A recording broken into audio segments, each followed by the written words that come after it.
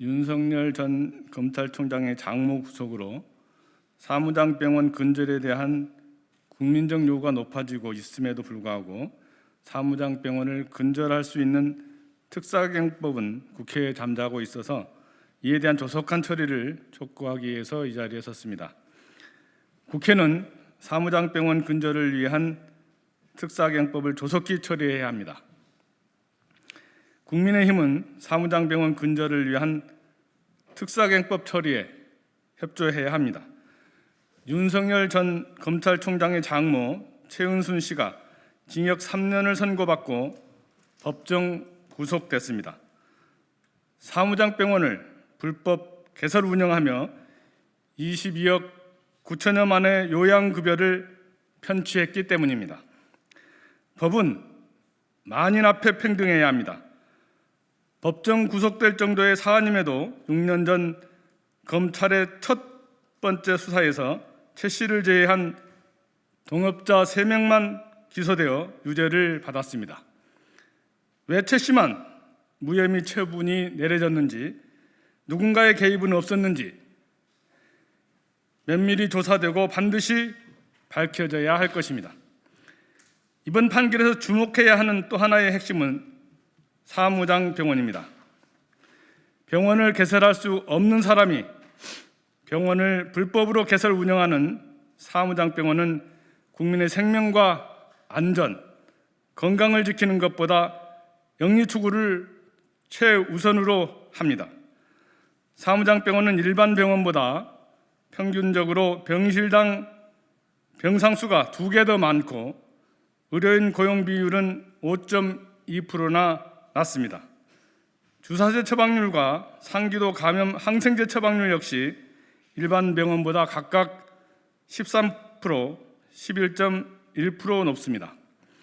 국민의 생명과 건강은 외면하고 비용의 최소화를 통한 이윤의 극대화만 추구하고 있다는 것을 명확하게 알 수 있습니다. 지난 2018년 화재로 47명의 안타까운 목숨을 앗아가고 145명의 부상자를 발생시킨 밀양 세종병원도 사무장병원이었습니다. 사무장병원은 국민의 피와 땀인 건강보험 재정에 심각한 악영향을 끼칩니다. 2009년부터 2020년까지 적발된 사무장병원의 건강보험 부당이득은 2조 9,801억 원에 이르렀으며 환수율은 5.19%에 불과합니다. 국민의 생명과 건강을 위해 쓰여야 할 건강보험 재정이 범죄자들의 주머니로 들어가고 있는데 그 행방조차 못 찾고 있습니다. 국민의 생명과 건강을 보호하고 건강보험 재정 건전성을 지키기 위해서는 사무장병원 근절을 위한 특사경 도입이 반드시 필요합니다. 그런데 본 의원이 사무장병원 근절을 위해 대표 발의한 사법경찰 직무법은 현재 법제사법위원회 법안 소위에 계류되어 있으며 지난해 11월 이후 논의조차 되지 않고 있습니다. 그 이유는 제1야당인 국민의힘이 사무장병원 근절을 위한 특사경 도입에 끊임없이 반대하고 있기 때문입니다. 국민의힘은 사무장병원으로 이어받는 국민의 생명과 건강을 외면한 채 대안 없는 맹목적 반대에만 열을 올리고 있습니다. 사무장병원을 불법 개설 운영하는 범죄를 근절해야 합니다.